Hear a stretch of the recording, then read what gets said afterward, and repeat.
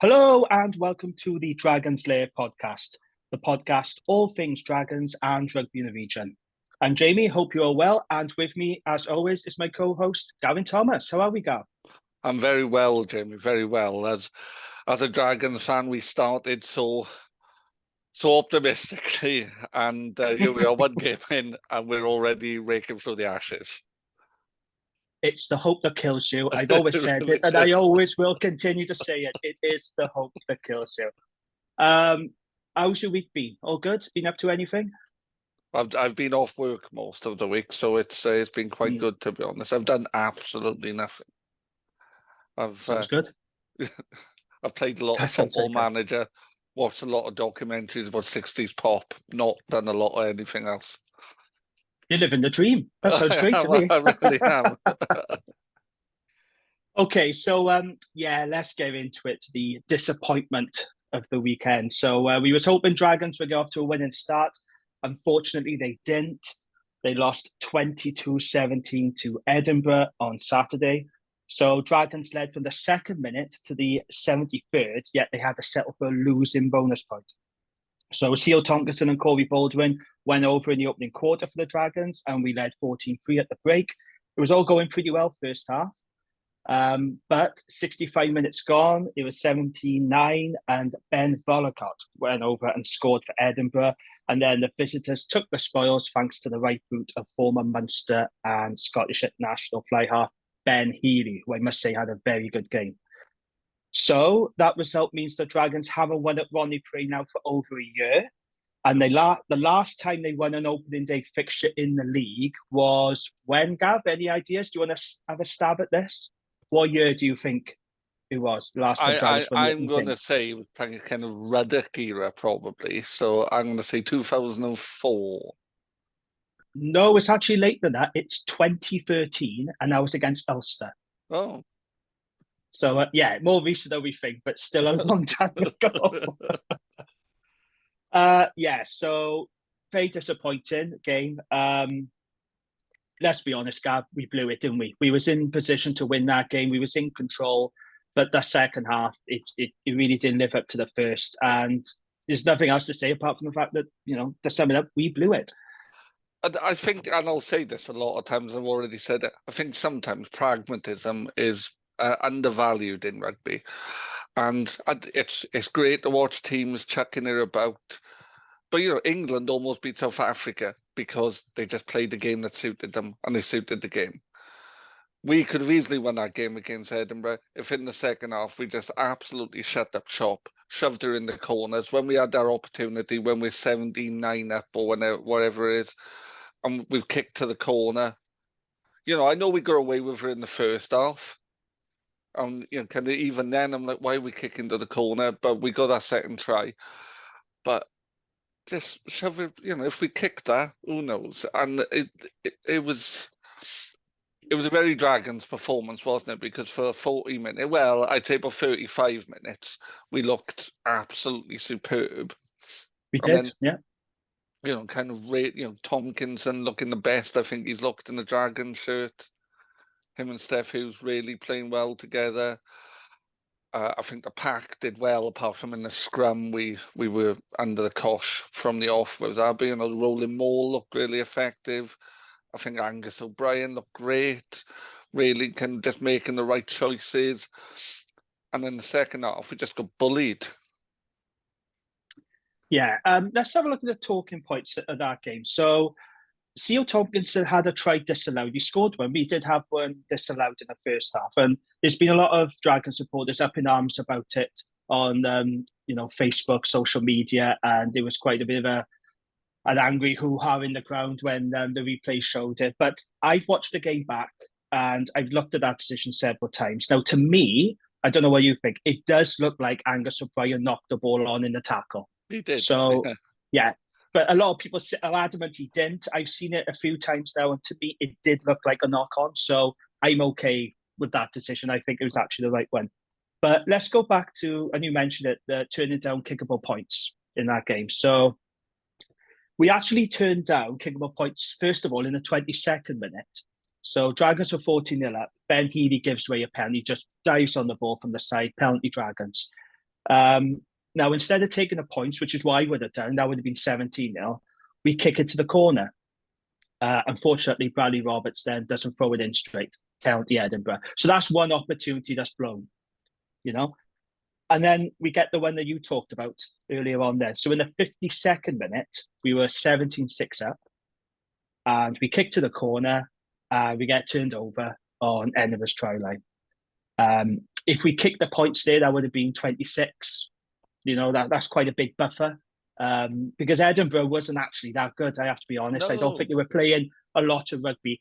They didn't actually look like scoring a try until they did. It was only a brilliant fair play, and Ben Healy did play well, and he did deserve his play with the match award. It was a brilliant break for him that put Bella caught in. But before that, Edinburgh were very conservative. They were quite happy to kick the ball. They weren't really showing much spark or adventure with ball in hand, unlike ourselves. So, yeah, I thought that was the wrong decision. And I don't know if you watched the game back on Fireplace Sports. I did, yes. So John Barclay's commentate with Tom Shanklin, and when they get turned over, John Barclay says to Tom Shanklin, do you think that was the right decision, Shanks? Should they have gone for the 3 points?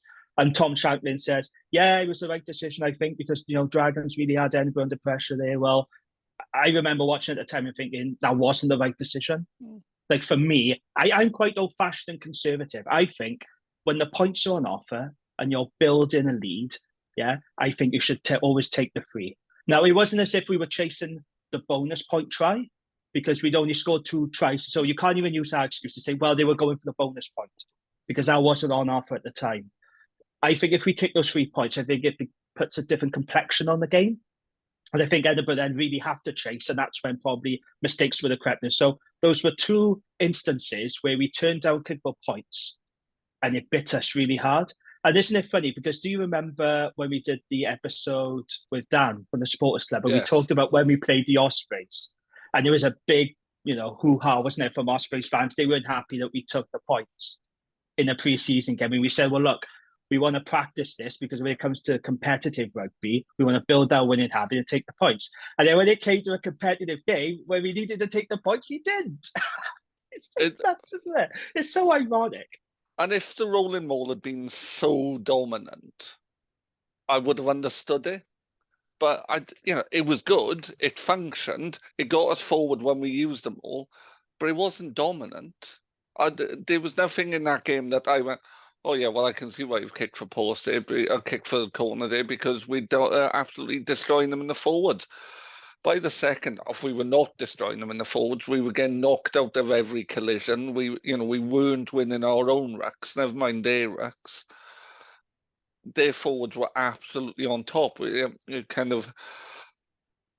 George Knott is a perfectly good second row. He's not a 6 for me. Or if he is, I don't know what it is that he does. He doesn't carry particularly hard. He's not slowing the ball up at the ruck enough. And when Keddy went off injured as well, I think with that HIA, we lost a bit of competition at the ruck then as well. Yeah. I mean, Dave Flanagan does like to put locks such as Sean Lonsdale and George not on the blind side. I think he sort of does that to bulk up the back row of the pack a little bit. But like you said, does it work? Does it really work? I'm not sure. I thought George Knott was okay, but yeah, I do get your point. I think it works if you've got Courtney Laws there, who big tackler, big ball carrier. George Knott is at neither of those things. He's a perfectly serviceable second row. Absolutely. I was really disappointed with the game management, I have to say, because in those last 10 minutes, when Dragons fell behind, Ben Healy takes that penalty assembly. We were only 2 points behind at that point.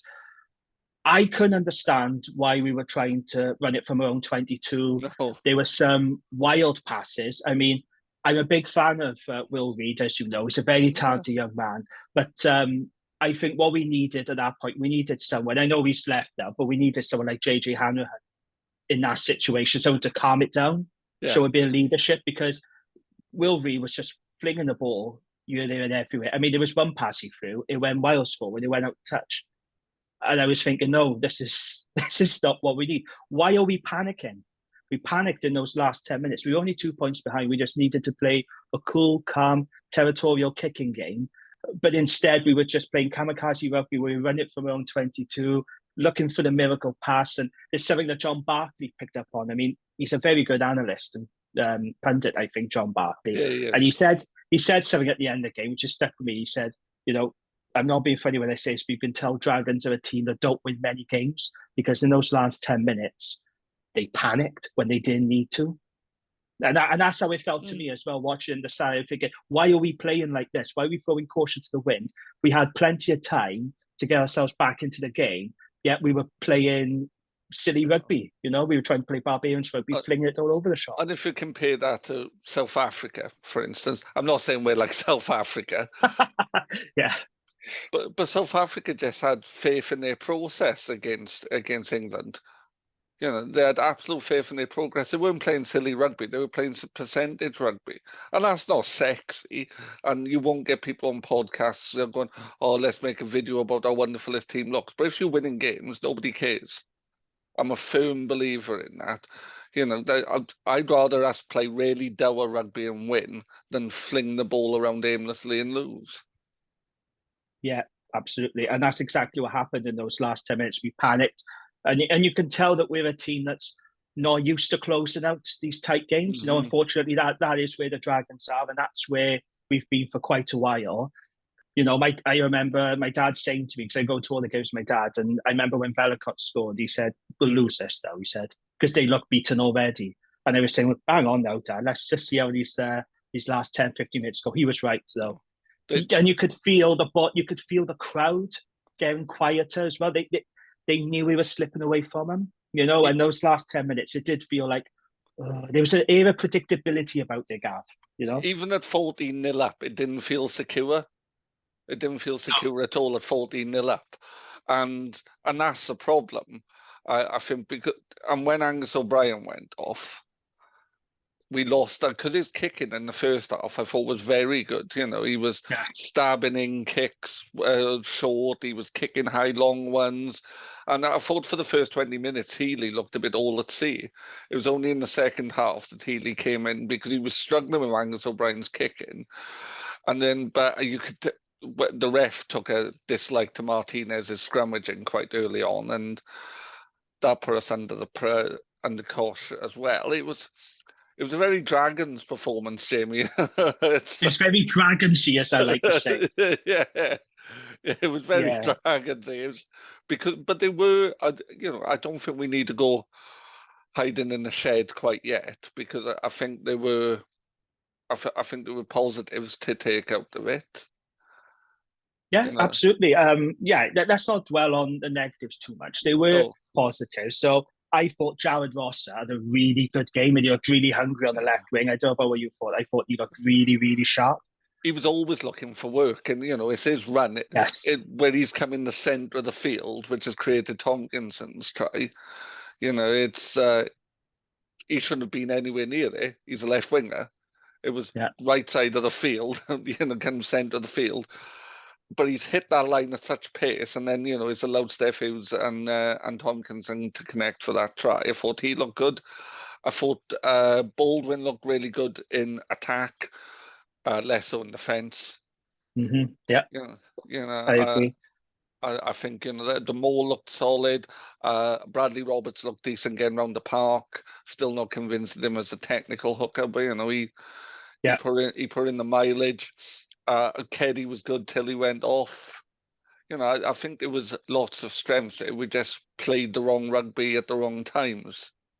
Yeah, absolutely. I thought Seal Tomkinson, like you mentioned him earlier, I thought he had a very good game. I'm expecting big things from him this season because I don't think we've quite seen the best of Seal. I think he's a very good player. I was a big fan of him in Super Rugby, but hopefully now we will see the best. I thought he was very good, I have to say. Angus O'Brien and Kai Evans, I thought they had really good games. Their kicking games in particular were spot on, and it was a shame that Kai Evans had to go off for a head injury, and unfortunately he won't be available for Cardiff this weekend. Now, regulations say that he can actually play, but of course Dave Flanagan is very cautious about these sort of things. He takes player welfare very seriously, so he's making that decision to sit out Kai Evans, which is fair enough, I guess. Keddy won't be available either then, I'm assuming. Well, nothing's been said about Keddy. Okay, I've only seen Kai Evans about okay. that. I haven't Because he seen went anything off yet. with a HIA, didn't he, as well? Yeah, but he Keddy, did but come back on, didn't yeah, he? that's He true, came yeah. back on, so I think he'll be okay. Steph Hughes, I thought, had a mixed bag. So he did combine the good with the bad. So he did set up Corey Baldwin's try in the first Mhm. half. He was a really well executed cross kick. But then he made some bad errors as well. Like he kicked the ball dead in the first half. I mean, don't get me wrong, it could have been a very good 50-22, but unfortunately it went dead and we had to go Mhm. back for scrum on the halfway line to Edinburgh. That early tackle of Ben Velicott, I don't know if you saw it, Seal Thompson did a chip, Yes. and instead of just letting Velicott gave it over the line for a scrum, unfortunately he tackled him off the boy, tackled him too early, and then it went to the TMO and unfortunately got overturned. A big moment in the game, a really big moment. So, I'm a big fan of Steph Hughes, but also as well, I have got a question his captaincy with regards to turning down those kicks. And I'm presuming it is him because he is the captain, but I thought those were two very poor calls. As much as I Well, love Steph Hughes. I'm assuming he's calling the defensive line as well, and the defense came up far too quickly a few times in the first half, and then more so in the second half. They've come up quickly. They've come up at a slight angle. It's hard to describe on a oral podcast, but the line was bent every time it came up. It wasn't straight. Some people were coming up quicker. I get that if you're trying to put the kicker under pressure, but it was just the defensive line wasn't right and came up too quickly. That just needed to come up a bit easier. Could have created gaps, and that's where Healy was running into. Healy was running into gaps that was created by a defensive line that wasn't set properly. Yeah. I mean, like I said, I love Steph Hughes. I'm not saying he was poor, but there was just some costly decisions, I think, that, that really did bite us. So, I thought now we'd have a look at some listeners' questions. So I put out a tweet and I put a post on Facebook asking listeners for their thoughts or questions, and we've had quite a few in fairness. So just start with Matt Williams. He says, thought our attacking play in the first half looked good. Good lines and angles of running. Our defence looked solid too. Second half, we just couldn't finish the game off. 2 turnover penalties on the try line is mental. They bullied our pack in the second half too, which is what you said really long about pack being bullied. Rodney Raw account on X says, was it the right call to turn down the shot of goal at 17-6 and kick to corner instead?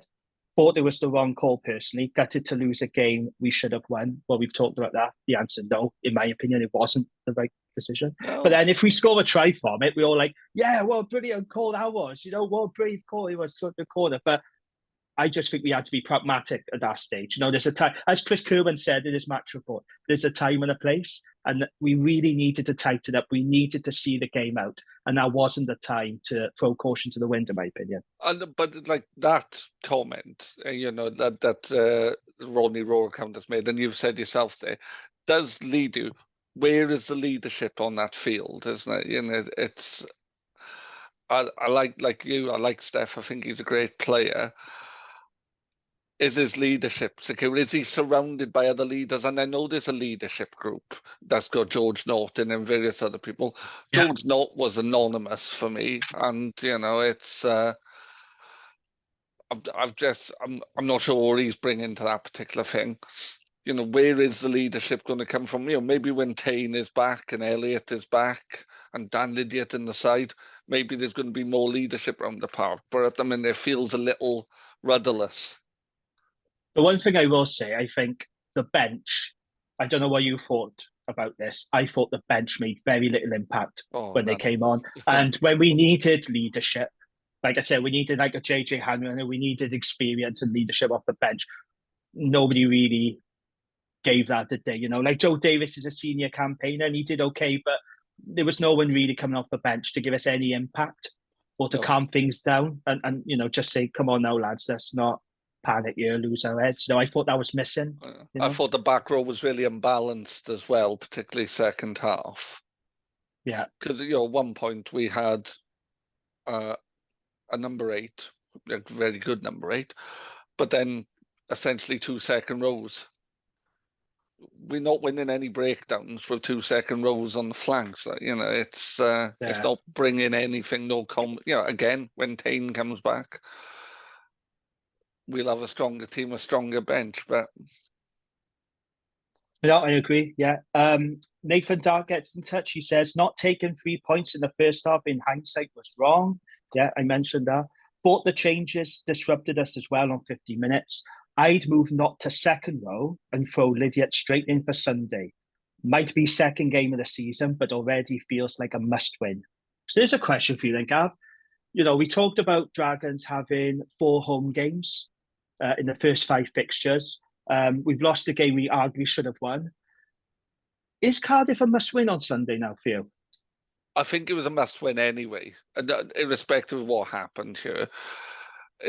That monkey on our back is such a sizable monkey. You know, it's King Kong size now, and we have to get it off, because if we don't, we're going to be 2 games in, 2 losses, with the likes of, you know, Munster and Leinster to look forward to, and trips to South Africa. It's not a good Cardiff side. This is the most winnable Cardiff game we have had for arguably 5-6 years. Yeah, I agree. Yeah, we are short of players, yeah, because the WRU needs more money, but so are they. Yeah. No, I hear what you're saying. Yeah, and we will talk about the Cardiff game later on. We will do our preview and predictions. Another comment here from Zippy. He says, lack of consistency, didn't take easy points when we had scored for a while. Too many kicks, not chased later on. Yeah, I did think there were times where I thought, you know, the kick chase was rather poor, seemed a bit sluggish. I don't know whether that was fatigue, and Dave Flanagan mentioned fatigue after the game, and a few supporters say, well, why is he talking about fatigue? It's the first game of the season. But I'm guessing that was the first proper competitive game, wasn't it? You know, pre-season, you're making so many changes that, you know, I think this was the first big blowout for the players, I would say. Maybe that's why he talked about fatigue. They're all paid to do that, though. You know, you would hope that they wouldn't be quite so fatigued this early in the season. Yeah, I was thinking, oh gosh, you know, about the fatigue bit. I'm just trying to find the other comments because my Facebook now has crashed. I don't think it's just purely a fatigue thing, though. I think the way our defence is organised is wrong. You know, and you could argue, well, what's he know? You know, that I coach at a very low level of rugby, but but the kick chases didn't seem coordinated. People were going up in bits, but the defence were doing that as well. The defence left huge gaps in the second half. Yeah, you know, we've talked about this already. We need a defence coach. Yes, absolutely. You know, Kevin Sinfield's looking for a job. Yeah, I mean, we do have it's Sam Hobbs that's leading the defence combined with Dave Flanagan, but he's combining his duties alongside the Dragons Academy. So he's not a full-time specialist defence coach. He's just sort of helping us out a bit. But yeah, I do agree. I think a full-time defence coach is something that we need to get on to. Just looking at some other comments then, I managed to get them up now. David Cox says, we obviously have the skills to score tries and defend well for large parts of the game. Why can't we close sides down, especially at home? We seem to lose all shape of communication when the bench comes on. What does Di feel needs to happen to turn these close games into wins? Why do you think now is then, Gav, that we fail to close sides down, especially at home, he says? But is that a mentality thing? I don't know if it's a mentality thing as much as an experience and a knowledge thing. You know, kind of, you'll have played in games that you should have won, that the game management went wrong. I've definitely played in games like that.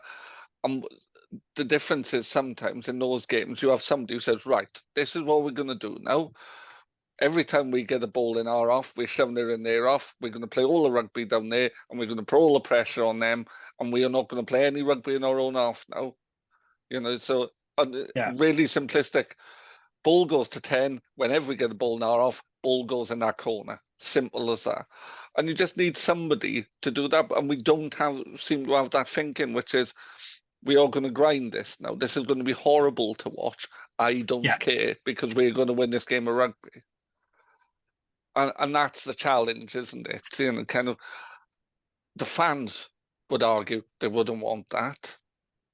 but do they want to win? Because sometimes that's what you have to do. You have to ruin the game to win the game. I definitely would have taken a really scrappy, turgid, kick-heavy last 10 minutes of that game if it meant Dragons won, because the approach was not correct. To play that kind of rugby, running it from your 22, looking for miracle passes, throwing balls out of touch over people's heads to people's feet, that was not what was required at all. If you're going to do that, you've got to be technically right on it. Team, I am of the view, no team should be trying to run it from their own 22. France might get away with it, but we don't have, we don't have Romana Intermac and Antoine Dupont. They're not living in Risca, so it's not really helping us a great deal. You can't do it. Get them coming on you, kick it over their heads, turn them all around, slow the ball down, and grind at it. Absolutely, I agree. Another comment then, Dave Ashton. We've mentioned this, but it goes back to what I said. Just an observation, but when we played the preseason games, we took the points to win the game. when it's for real, we threw away a chance to kick a goal and make it 26, which may have changed the outcome. Yep, I've said it. It was the wrong decision. It's ironic. Kick those points, we win it. I'll say that now. Yeah, it's ironic though, isn't it? We did it in pre-season to prepare us for the new season, and then when it came to the real thing, the game that actually mattered, we didn't do it, and that's what's very disappointing for me. Quite frankly, it's really, I didn't see the point of doing that in pre-season. Then, you might as well kick the corner then if you're not gonna practice and bring it into the competitive games. Do you know what I mean? And why bother having that approach in the first place? Yeah, very disappointed. Comment here from Chris Tanner. Just an observation, but the music through the tannoy system was extremely ridiculously loud on the terrace. Two things. So first of all, he is right. It was too loud. I'm in the business stand. I'm not on the terrace. I'm in the posh seats. But yes, it is too loud. He's right. The music we play at Dragons game is bloody awful. We play some really bad music. So I got a season ticket for Newport County as well. And they play really good selection of music. They play like a lot of indie stuff, a lot of rock numbers, but it gets the crowd going. We play really bad 90s dance, trance, awful stuff. And I did send you the clip, Gav. They also played, we had a break in play, and they blasted out ELO's Mr. Blue Sky. So, Gav, can you just, do you want to explain to the listeners about your absolute hatred of ELO's Mr. Blue Sky? It's the most overrated piece of anything that's ever been produced by a human being. It's fine if you want to listen to a shit Beatles tribute. That's all there is. It's like, oh, you know the Beatles? You know the best parts of it? Well, this is the opposite. This is all the worst part of the Beatles in 4.5 minutes. And honestly, anything Jeff Lynne touches turns to absolute crap. But it summed it up for me. Oh, let's play Mr. Blue Sky. First of all, it's Newport, Blue Sky. Secondly, the game was starting to go at that point as well. So, no, nobody's feeling that vibe. Honestly. As soon as they played it, I said to my dad, he's like, what are you doing? I said, I'm just filming this. I'll send it to Gav. He'll know exactly what's going on here. It summed it up, really, didn't it? And I didn't see it until I'd finished playing. And I'd come off the field. I was sat in the clubhouse. So, oh, what's Jamie sent me? And I've seen them. Oh, the absolute shit houses. That's why I said to you, sound off. So you don't like yellow at all, do you? No. I like that one that Paul Weller ripped off. That's the only one I like. What's that one? Oh, I don't know. It's something overture. It's he rips off the riff for Changing Man. Weller does. Oh, right, okay. I love yellow. What annoys me though, I'm the same as you. I don't really like Mr. Blue Sky because it is so overplayed. And when you hear it on stations like Magic, Smooth, Greatest Hits Radio, they always play that song, and I think, no, they've done better songs. Play "Don't Bring Me Down." Play "Telephone." Oh, that's all right. I know you hate. Yeah. I know you hate these songs. No, "Don't Bring Me Down" is all right. It's my old man's fault. My old man owned about 4 records. 2 of them were ELO, 2 of them were Dire Straits. So I have a blind spot for both bands. I will say Sweet Talking Woman is one of my favourite songs of all time. Yeah, I don't know what you think of that one, but that is on my playlist. It's a classic, Sweet Talking Woman. Yeah, Um, I'm not sure how I feel about that, but but yes, the music is too loud, and I'm not going to lie, I don't like the music that gets played at there's a Dragons weird games. collection of stuff as well. Like I could hear it really clearly on Via Play, and I'm like, oh, that's a bit odd. They play Out Here Brothers, boom, boom, boom. Yeah, Everybody yeah. says rail. And I remember when I came out as a kid, and I hated it then. And I absolutely, as a 40-year-old bloke, I don't want to be hearing that anymore. That should be confined to the dustbin of history. I don't want to boom, boom, boom. My voice say, woo, woo. No. But I could understand it because I just assume when CEO scored, then does it boom, boom, boom, everybody says CEO. But I get that. But then when No, they always play it though. When Corey Baldwin scores as well, yeah, come on, boys, let's use a bit wiser. Now you said that would work well with CEO, wouldn't it? Every time he scores, then play it because we go CEO and that works. But yeah, they always play Out Your Brothers, boom, boom, boom, and it's one of the worst songs that's ever could be made. Worse. Could be Freed from Desire, which every other club plays when they score. Yeah, so I don't know who the DJ is down at the Dragons, but what we need is a Newport County DJ to come in and play some proper tunes. That's just my observation. No, music is much better at County. When I was there, first home game of the season, yeah, that was great music. Yeah, that's just my opinion, of course, and I'm sure maybe fans don't mind the music, but yeah, I don't like it at all. I tell you what I did find disappointing, Gav, was the attendance. So the attendance was 4,212. Now, I was expecting a larger attendance than that. I thought we'd have somewhere closer to 5,000, because I thought, well, we were unbeaten in pre-season. There was a feel-good factor going into it. Saturday, 3 p.m. kickoff. I know you've got clubs and stuff playing, but that's my favourite kickoff time, to be honest. Saturday, 3 o'clock.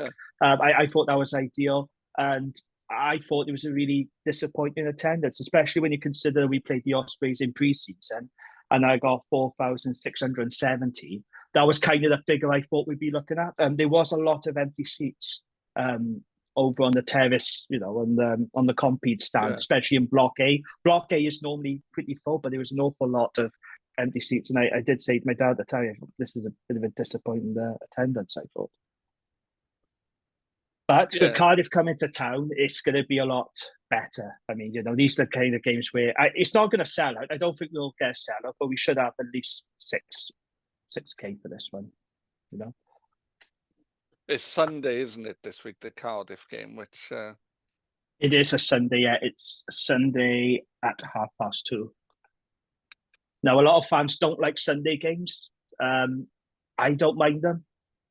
To be honest with you, I don't have an issue with Sunday games, but there are a lot of supporters who really don't like the Sunday game. It is, of course, the day after the World Cup final, so I don't suppose they could really had it on the Saturday, but they're in the night, so I suppose it's better on a Sunday. And on a Friday, then you got the bronze final if anyone actually cares about that. But it is what it is, isn't it? What do you feel about Sunday games? Are you bothered by them? It's part of the professional game now, isn't it? And Via Play will want to get as many games on as they can, and I understand it. It's not a huge problem. If it was a Sunday 2:00 kickoff at Munster, or that'd be a bit trickier. But it's Cardiff, Newport. It's not hard to get between the two cities, is it? No, not at all. When we beat Munster last season, unexpectedly, that was on a Sunday as well. Just saying. So it could be a good sign. I don't know. It could be a good sign. We shall wait and see. So there we are then. I think that's the Dragons Edinburgh game covered. Thank you to everybody who submitted their questions. There is another question I've got to add as well, but I'll do that later on because it relates to the Cardiff game. But yeah, thank you very much for everyone getting in touch. Right then, I think it's time for Gav's Gwent Rugby Roundup. And you must be happy this weekend because I know Dragons lost, of course, but Ebbw Vale, they're doing all right, Gav, aren't they? Top of the Indigo Premiership.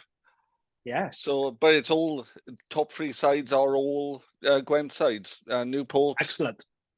Newport beat Carmarthen 34-26. they've got a game in hand over Llandovery, so I think then they'll beat Neath 17-35 at the Knoll, which is a great result. I remember going to watch us get absolutely panelled at the Knoll a long time ago now, though, pre-professionalism.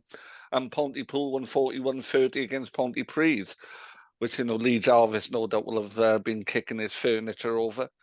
But the challenge is now, though, and I don't know if you've seen the news, the WRU Elite Development Competition has already hit a bit of a fork in the road, because the Cardiff-based side within the Premier League have all said they're not really interested in it, and they're not sure what it will bring for them. So Merthyr, Cardiff RFC and Pontypridd have all said, don't know. And there's rumours coming out that some of the Dragons-based sides are also questioning the effectiveness of it, and the fact that there'll be less rugby, and they're fearing less money as well.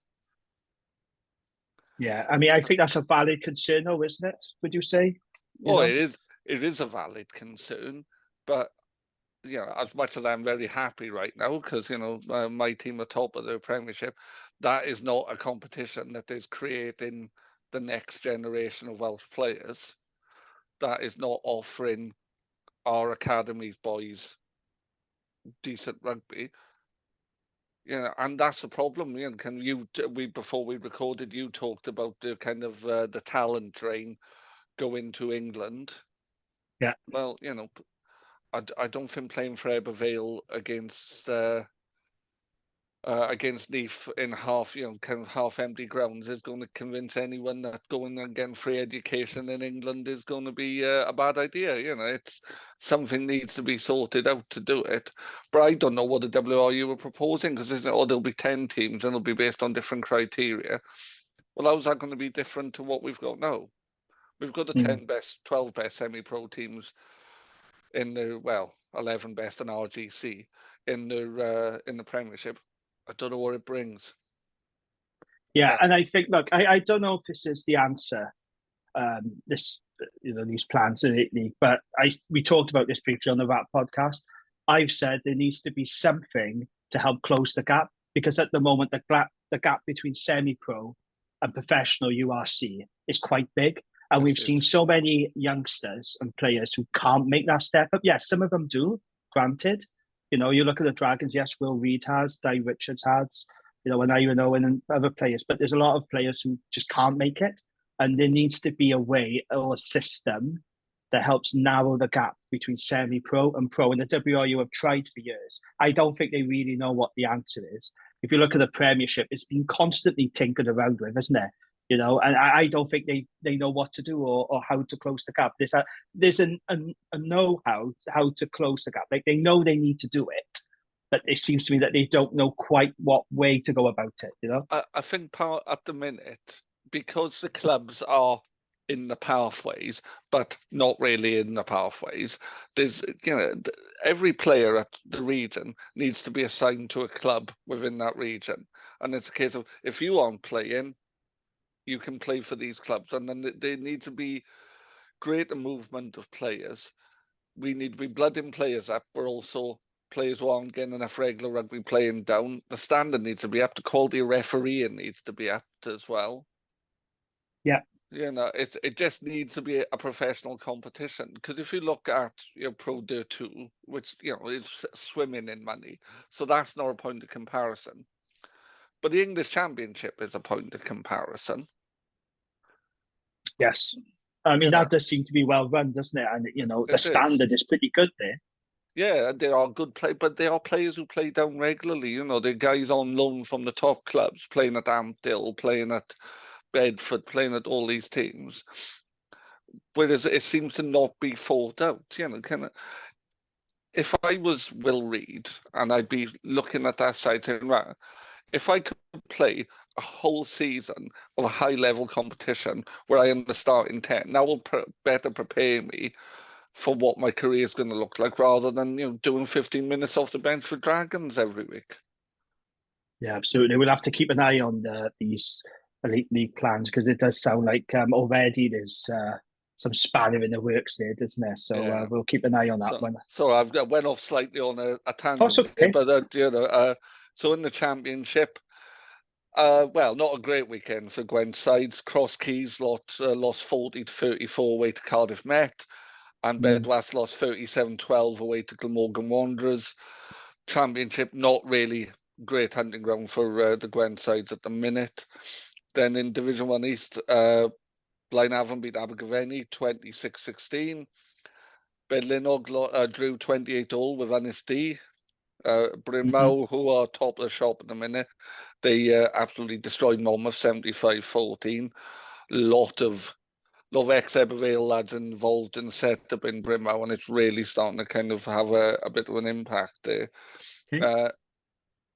Talwine beat Nelson away, and Talwine is second in the league.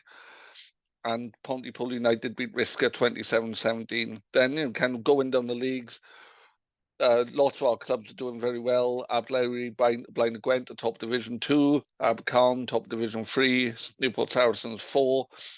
Pont Fife, top of Division 5. And I don't know if you saw the story coming out of Pont Fife. One of their players, it was his last ever game of rugby on the weekend. And the reason he's retiring from rugby is because he's given up a kidney to one of his friends. And he can't play Really? again. Oh, Yeah. that's a really lovely gesture, that, isn't it? Fair And play. he had a guard of honour coming on and off the pitch from they were playing Blackwood, Blackwood Stars, I think, on the weekend. So yeah, good stuff come out there. But what I did notice is down in Division 6, so that Trevel have played no games now. If you're well acquainted with the Eastern Valleys, Trevel is probably the scariest place to play rugby in the entire world. I played youth rugby there as a kid, and it's terrifying. It's halfway up a mountain. It's the ground was surrounded by barbed wire. It was just this terrifying place to go, and it just felt like a kind of a kind of one of those coming of age moments as a youth player, going to Trevel, particularly if you were playing against the adult side and just getting your head kicked in by massive farmers. And Trevel haven't played any games. Now, kind of speaking to friends up there saying, well, it looks like they're going to fold. And this follows on from Tredegar dropping out of the league system last year. You know, Tredegar, club my dad played for over a decade. You know, Tredegar, which is a club which has produced, you know, top players like Frank Jackas and Mark Jones. Yeah. Yeah, and I'm worrying what's going to happen to grassroots rugby, because I think that professional rugby will survive, but not everybody can play professional rugby. You know, I could never play professional rugby, but I still play at nearly 50 years of age because grassroots rugby exists. But also, you know, what are happening?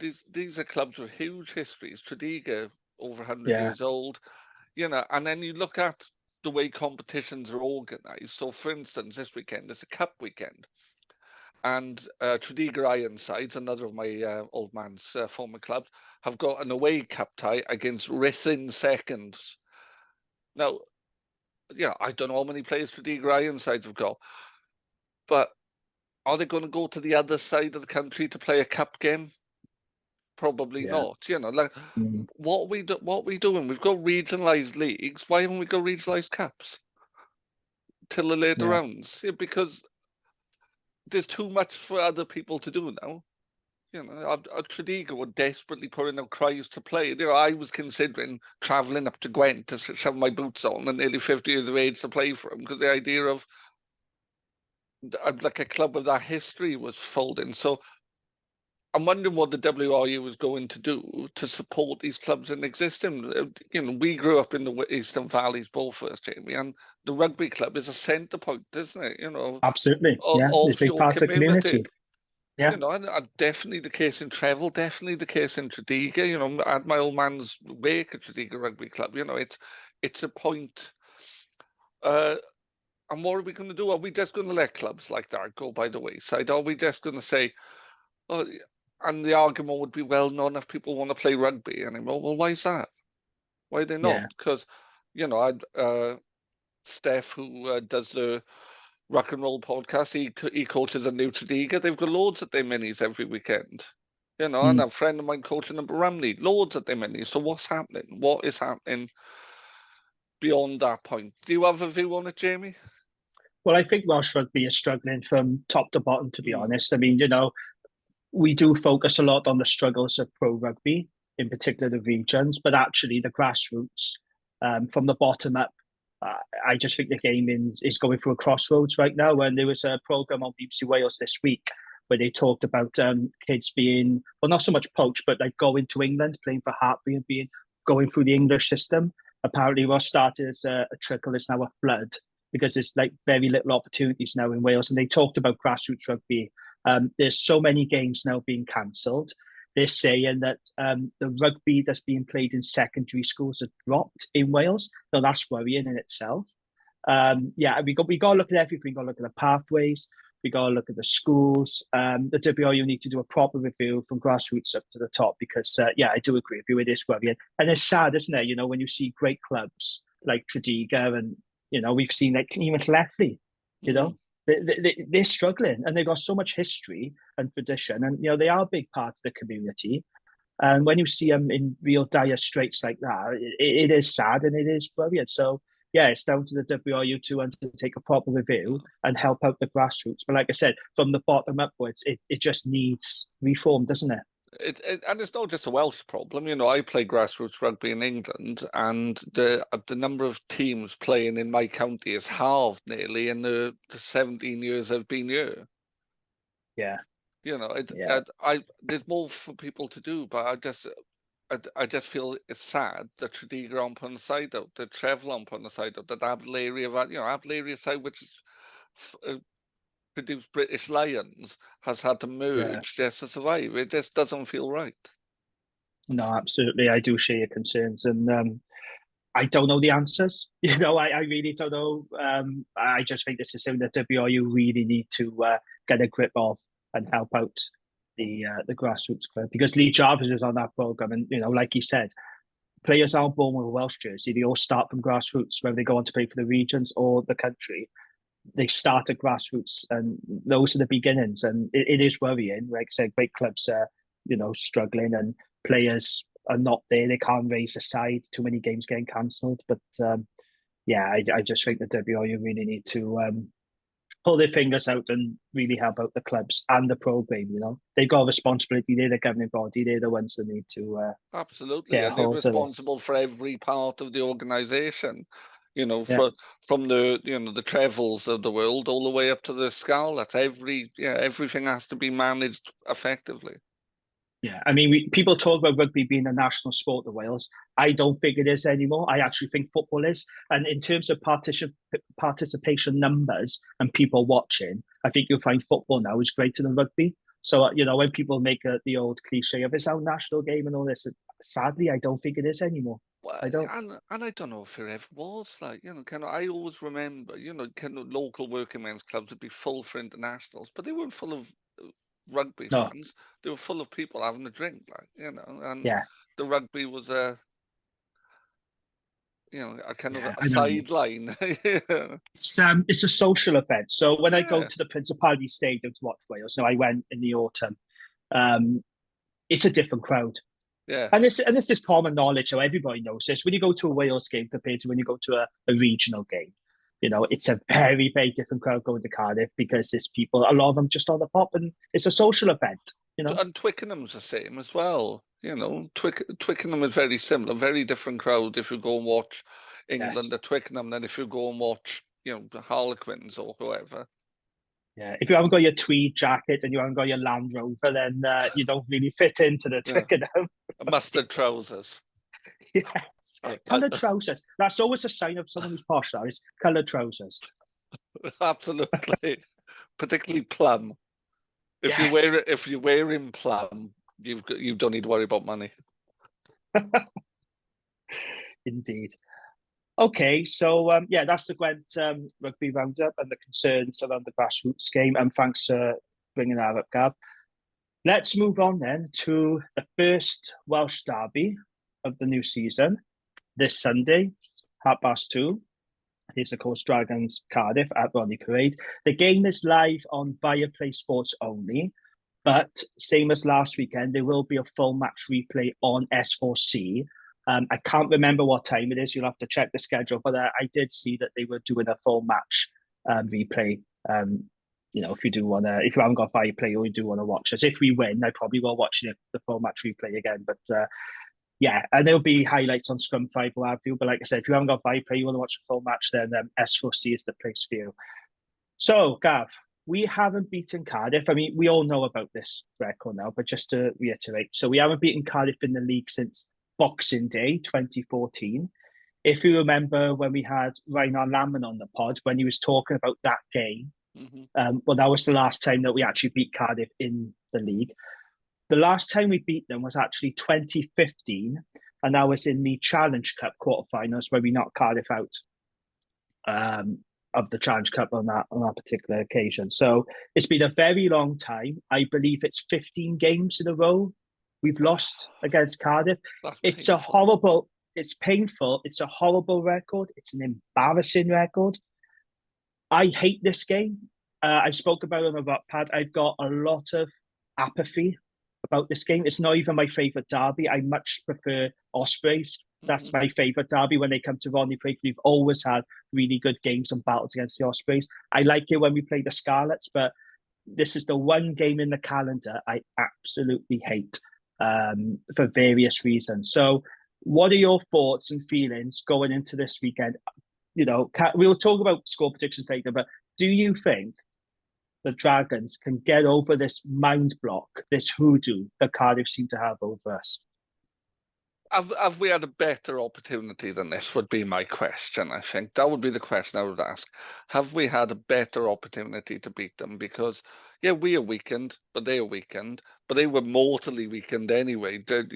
Look at their squad. I reckon if you ask Harley, as a Cardiff fan, does he know half these players, he'd be struggling. It's... yeah, I think absolutely this has to be absolutely focused on. It has to be laser guided, kind of thinking, how are we going to win this game? And we'll win this game by playing really, really simple rugby.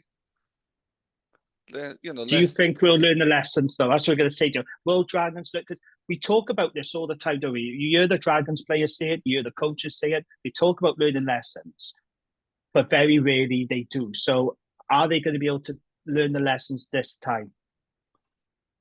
Well, surely they have to. If they don't, they've got a problem, haven't they? They've got a significant problem if they don't. Because what are they going to do? This game isn't just must win now. It's absolutely vital. I think this is going to be, kind of the point which our season is the fulcrum of. Because if we win this, we can move forward. If we lose this, we've lost half of our 4 home games right at the start already. Where does it go from there? Yeah, it's not getting any better, is it? No, I think this is why it's been labelled as a must-win, purely for those reasons. Because you mentioned earlier, after Cardiff, we got to go away to Munster. Now, don't forget, we won't have 7 of our key players because they played in that Barbarians game against Wales at the stadium. We got Leinster at home. That's going to be very difficult. We got Ospreys. And then we go to South Africa. We play the Sharks. And then we play the Lions. It's a very tough run. So if they don't win this weekend, I don't know where the win is coming from in that first block. No. I just can't see where we're going to pick up a win. But did you see anything of Cardiff Benetton? So similar to our game, then Cardiff, they blew it against Benetton big time. So they lost 23-22. So both teams coming into this game off the back of disappointing defeats. Both teams should have won their opening games. Cardiff were leading. I mean, we talk about us blowing a 14-3 lead. Cardiff were 19-3 ahead at one point in that game. So they massively blew it. And of course, did you see that red card that their prop, Kieran Parker, had? Yes. It was absolutely horrendous, wasn't it? That was, sometimes you could say, oh, is that red? That wasn't red. That was purple. That was properly red. Yeah, It it was was, pretty bad. yeah, but that, again, now they were their own kind of downfall, weren't they, Cardiff? Again, just play sensible rugby. Yeah, You know, kind of. I think we've got to, as fans, we have to understand now that they aren't there to entertain us. We might think they entertain us, but they aren't. But no. the coaches need to understand that as well. And you could say, oh, you know, they're kind of like PVAT or creative rugby is in my blood. Fine, mate. Mm, Win some games and then we can worry about that. Just yeah, play absolutely. honourable rugby. Yeah, and it goes back to what Chris Kerwin was saying this match report. He talked about, yes, Dragons do play a nice attacking game. They play at tempo, but there's a time and a place. And Yeah. that second half, in those last 10 minutes, as I've spoke about, that was neither the time or the place to have a chuck about. It just No. wasn't. We needed to make it ugly. We needed to make it tight. We needed to make it gritty. And we completely missed the memo on that And one. if our defence was better organised, then you might get away with it. But any loose balls, we were really, really open to the counter attack because the defence was at 6 and 7. We've got to go to this Cardiff team and we've just got to beat them up. Like, you know, kind of, we've got to. I do worry about the. Yeah, I've never think, you know, kind of Cardiff think Dylan Lewis is a good idea, so I'm not that worried about their scrummaging, but I'm worried about our scrummaging. Are we going to be Mm. able to provide a? You know, I think Martinez looked. He struggled. He struggled with the referee, and he struggled with his opposite number. And yeah, it was. Well, he was up. No, he wasn't up against Jaffin because he's lucid as well in the tight. But you know, that wasn't a great scrummage they were facing. We've got to do that, and we've got to win that breakdown, and we've got to have a physical presence in the centre of that field. So you know, I think move North in the second row. Have Lydiate at 6. That's it. Yeah. The one thing I would say about this fixture, though, I think Cardiff have got some injury issues in their own mind. Mm, They haven't got James Botham. They're not going to have Thomas Young.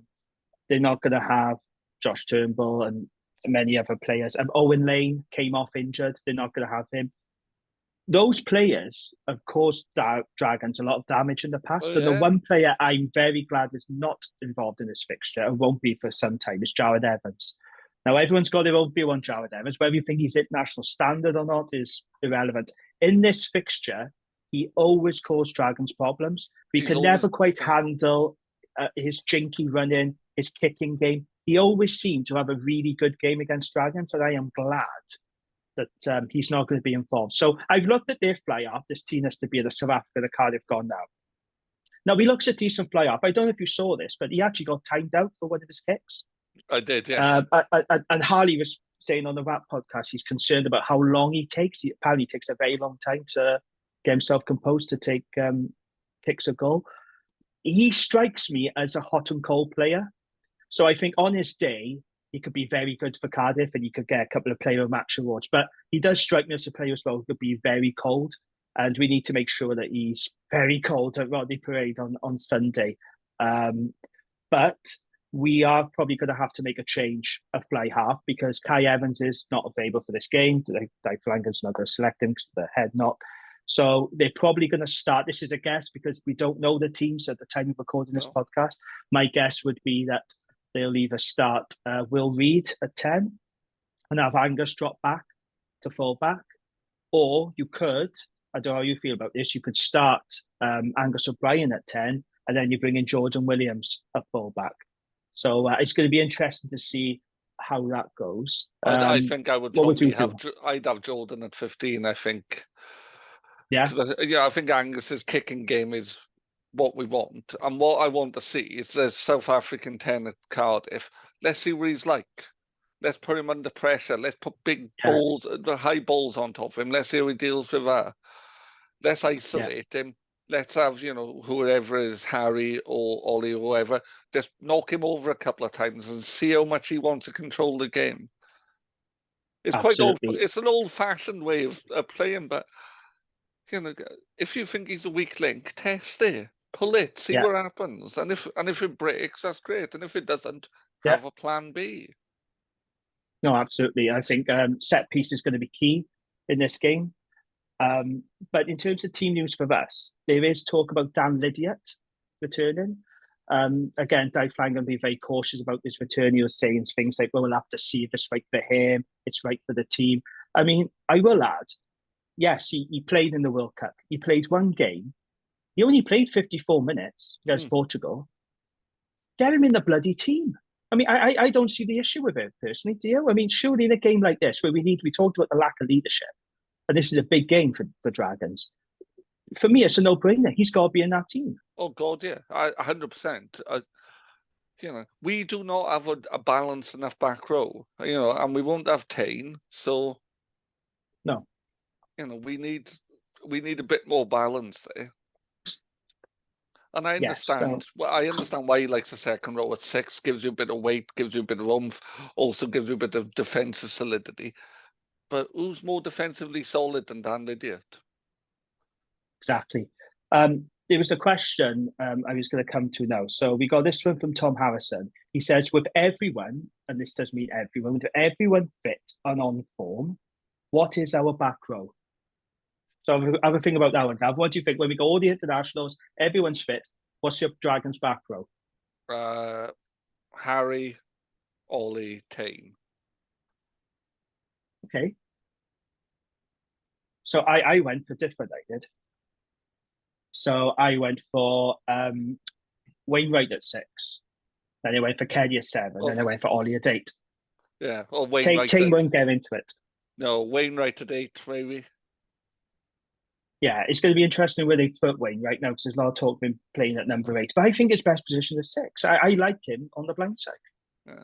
For well, Wales and everyone fair. I completely forgot that we'd have him, to be honest, because how regularly will we have him? That's the other question, isn't it? Yeah, absolutely. There is talk about Leon Brown featuring in this game. I mean, I thought he was going to be involved last week, but I did say to you, and I said on this part, didn't I? Don't be surprised if he's wrapped up in cotton wool now he's been selected for Wales. But I think we could do with Leon on the bench. Mm-hmm. I think Lloyd Faber is a decent scrummager, but it'd be good to have Leon on the bench just to come off and add a bit of carry and a bit of impact. And, obviously his work at the scrum time, we know that's a work in progress, but I really think we could do with Lydiat and Leon, because I think that gives us a bit of a lift. If we got those guys coming back, it does give us a bit of a lift, doesn't it? Yeah. When is Ashton coming back? Do we know that? I believe he is in contention to feature in this game. Like I said, it's difficult to know with the squad's not being announced yet. Yeah. But I did read in the Argus that Ashton is going to be in contention. But then who would you drop? Because Jared Rossa was very, very good. Corey Baldwin was all right. Yeah, he did get caught out defensively on a few occasions. So what would you do? You'd probably drop Baldwin, would you? Or I think I drop Baldwin. Or I think Jared Ross is in the form of his life at the minute. Yeah. And, I agree. And is good going forward and in defence. Yeah, and I don't. I wasn't a huge fan when we talked about Corey Baldwin. Really looked decent with the ball in hand. But I think when you have Ashton and you have Rio available, that's something else. Then it's going to keep teams more honest, and it's going to change teams' kicking game because you don't want to be dropping long balls on the Rio Dyer. No, quite right. So predictions then. So I said on the Rap podcast this week, I said Cardiff by 6. I never back Dragons to beat Cardiff just because of our honking record against them. And I've seen so many near misses. And every time I think, yes, we're going to do it, we never do. So for me now, I just write this fixture off. I know that sounds a bit negative, but I've got to see it to believe it. And I do think that we have a mental block against Cardiff. Yeah. I know some players and like Dave Flang will say, no, it's not mental, but for me it is. It has to be, because out of the 15 games that we've lost in a row, 10 of them are near misses, so they've all been tight games. So for me, that's an inability, a mental block to get over the line. And like I talked about that game last Boxing Day at Bondi Parade, we should have won that, but then we made a couple of dull decisions. It comes back to game management, game management in our Edinburgh game management the last time in this fixture. It's got to be spot on. We've got to make the right decisions. We've got to keep our cool. We've got to go in hard at the breakdown. So I am predicting, unfortunately, Cardiff by 6. But I hope to God I'm wrong. But yeah, I just think it's going to be another one of those games where, fortunately, we'll take a lead and then we'll do something to stuff it up in the last 10 minutes or so. Are you more optimistic than me, Gav? I got a feeling you are. I am, yeah. Why not? It doesn't take much, I know, but no, I'm going to say Dragons by 3. But okay. I think we'll come close to throwing it away. I think Oh yeah, I think we'll be like 20 minutes to go and we'll be about 20-8 up. And they'll score a couple of tries and then it'll just be blind panic. but that's my concern. See, if we get a good lead going like we did against Edinburgh, if Cardiff come back into it, score a try or two, are we going to crumble under pressure again? That would be the question mark I got over this Dragons team. Are we going to learn lessons from last week, or are we going to fold and go into our shells like we did last week? It'll have to be selection. I wonder, kind of Lydia needs to be part of it. We need some cool heads. We need some people who know what it is to win important games at the last minute. Yeah, and we need the bench. Whoever's on the bench, they need to make an impact. Yeah. Because that did not happen against Edinburgh. So we need people to come off the bench and really make a mark in this game. Do we have the players to do it, though? That's my question around that bench. I think when we've got everyone, we'll have a bench because there'll be guys, you can put Jared Rosser on the bench. You can put guys on who'll make a difference. But the problem is, we don't really have that, do we, at the minute?